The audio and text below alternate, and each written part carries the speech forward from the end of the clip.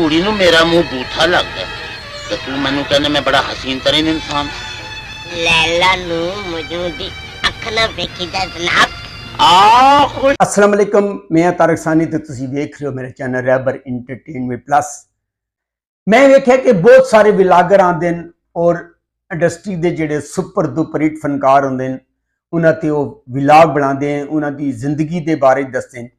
लेकिन जिहड़े एक्सट्रा होंदे न फिल्म इंडस्ट्री के अंदर, जिहड़े एक्सट्रा होंदे न, जिहड़े सपोर्टर होंदे न, सपोर्टिंग एक्टर होंदे या सपोर्टिंग रोल करते हैं, उन्हां दे बारे बहुत सारे लोगों को मालूमात नहीं दी जाती या बहुत सारे लोग इस उत्ते अपने विलाग नहीं बनाते और ताकि लोगों को उन्हां दी जिंदगी च बारे पता चल सके कि यह जिहड़ा सपोर्टर एक्टर है ये इसका फिल्म के अंदर कितना रोल होंदा है और फिल्म के अंदर रीढ़ की हड्डी की हैसियत रखता है।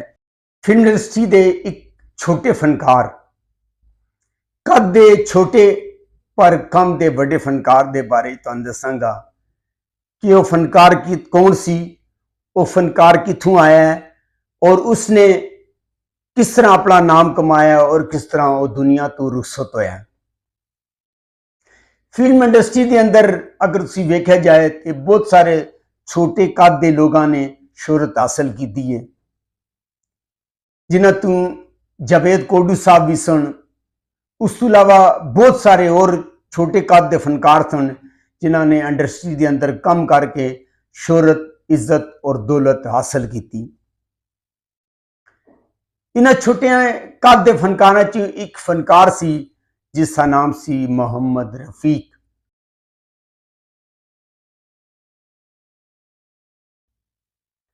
और इस तरह के लोग जदों पैदा होंदे न ते महल्ले च उन्हां दा मजाक उड़ाया जाता है।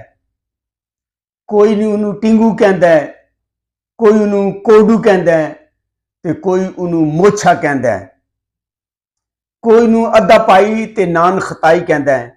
इस तरह के जिहड़े जुमले सन और रफीक मोछा नूं भी सुनन नूं मिलदे सी। ते सब तो पहले तुहानूं दसांगा कि रफीक के नाम के नाल मोछा क्यों पिया है। मोछा एक फिल्म के अंदर उहदा सीन सी, उहदा नाम सी और जदों वो किसी कुड़ी नूं वेखदा सी ते उहदे टिक टिकी बन लैंदा सी ते टिक टिकी बनन तो बाद जदों रंगीला जिहड़ा उसका समझ लो कि मालिक सी, बास सी, उहनूं कहंदा मोछे टिक टिकी बंद। इस तो बाद उन्हां दे नाम दे नाल रफीक मोछा लग गया। रफीक मोछे दे दो होर भी भाई सन। 1940 वो पैदा होए और उन्हां दे जिहड़े वालिद सन वो एक टोबा टेक सिंह दे अंदर एक गौरमेंट दा हस्पताल सी जिस दे विच वो डिस्पेंसर का काम करते सन। रफीक मोछा दे तुहानूं दस्सिया दो होर भी भाई सन जिन्हां दा कद नॉर्मल सी और जदों उन्हां दे वालिद रिटायर होए ते टोबे टेक सिंह तो वो फैसलाबाद शिफ्ट हो गए। उस वक्त वो लायलपुर कहलाया जाता सी जिन्हों हुण फैसलाबाद कहते हैं। इत्थे आके उन्होंने प्रैक्टिस शुरू कर दी और रफीक मोछा काफ़ी अरसा उन्होंने हैल्प करता रहा है, बतौर हैल्पर उन्होंने नाल काम करता रहा। पर जिहड़ा फनकार होंदा है ना वो कोई होर काम नहीं कर सकता। जदों घर वाले उहदे उत्ते तरस खांदे, उहदियां जिहड़ियां भाबियां न, उहदे जिहड़े वीर न, वो उसनूं दबा के रखना चाहते सी। पर रफीक मोछे दे अंदर एक फनकार सी, हसास किस्म का फनकार सी जिहड़ा कि किसी को दब के नहीं रहना चाहता सी। रफीक सोचता सी कि मेरा कद छोटा होया तो की है, मैं भी दुनिया च फेम हासिल कर सकदा, मैं भी दुनिया च मशहूर हो सकदा, मेरा भी नाम एक होना चाहिए, लोग मैनू मेरे नाम तो पहचानन। और जदों उन्हां दे अंदर का जिहड़ा फनकार सी उसने उसनूं बहुत तंग किया है तो वह फैसलाबाद तो काम के सिलसिले लाहौर आ गए और स्टूडियो के चक्कर लगाना शुरू कर दिते। तुहानूं पता है गेट तो अंदर इंटर होना बहुत मुश्किल होता है। कोई भी शख्स गेट के अंदर दाखिल होने वास्ते कम अज कम साल 2 साल स्ट्रगल करता है। यह हिसाब सी बड़ी मुश्किल दे नाल रफीक मोछा गेट दे स्टूडियो दे अंदर इंटर होया और इंटर हो के उसने जदोजहद शुरू कर दी और फिल्मां दे अंदर छोटे मोटे रोल करना शुरू कर दिते।